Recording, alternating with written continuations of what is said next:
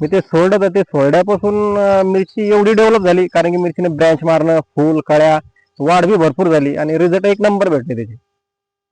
नमस्कार शेतकरी मित्रांनो, मी नेचर केअर फर्टिलायझर सांगली विटा यांचा मार्केटिंग ऑफिसर ऋषिकेश भोंगे. मी आज करम मोराडे यांच्या मिरचीच्या प्लॉटमध्ये आलोय. त्यांची 3 एकर मिरची, त्या 3 एकरामध्ये जवळपास त्यांनी 4 व्हरायटी लावली. लालपरी, तलवार, साहेबा एक, त्यानंतर 2 ट्रायल करिश्मा एक. करिश्मा 4 व्हरायटी त्यांनी लावल्या टोटल. सर्व प्लॉट एकसारखा त्यांचा. कुठंच प्लॉटर कोणताही प्रॉब्लेम नाही त्यांच्या प्लॉट. एक नंबर जबरदस्त प्लॉट सेट झालाय. या कंडिशनला आपला प्लॉट किती झाला आता? आज आपल्याला 31वा दिवस आहे प्लॉटचा. 31वा दिवस आहे. याच कंडिशनला त्यांच्या प्लॉटला मिरची लागल्या. बघून घेतो तुम्ही एकदा कॅमेरा जवळ इकडे मिरची दाखवा त्यांना. हे बघा, मिरची लागली सध्या डायरेक्ट त्यांचा. आणखी 10 दिवसात त्यांचा तो 10 ते 12 दिवसात त्यांचा पहिला तोडा निघतो डायरेक्ट. इतके जबरदस्त झाले.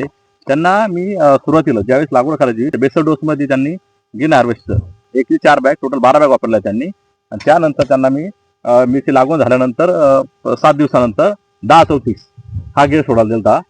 नेचर केअरचा पृथ्वी 10-34 त्यांनी हा गेड सोडल्यानंतर त्यांची जी फुलाची संख्या, पाते, ब्रांचिंग, फुटवे खूप वाढली. एकदम तुम्ही बघून घेत होता. हे झाडा होताना झाडा बघून घ्या, ब्रांचिंग वर बघून घ्या. त्यांचे जबरदस्त सेट झालं त्यांचा प्लॉट पूर्ण एकदम जबरदस्त सेट झाला. कुठे पानावर व्हायरस नाही, काही नाही, रोग नाही, पूर्ण एकदम रोगमुक्त. कळी पाहून घ्या तुम्ही, कळ्या किती सेट झाले. हे बघा, 10-34 रिझल्ट आहे. एकदम जबरदस्त रिझल्ट आले त्यांना. तर आपण आता चरण भाऊ यांची सांगू की त्यांना आले रिझल्ट. त्यांनी सांगा तुमचं नाव की सांगा तुमचं. नमस्कार, माझं नाव चरण चांडूसिंग राजपूत, राहणार सिंधी, तालुका जाफराबाद, जिल्हा जालना.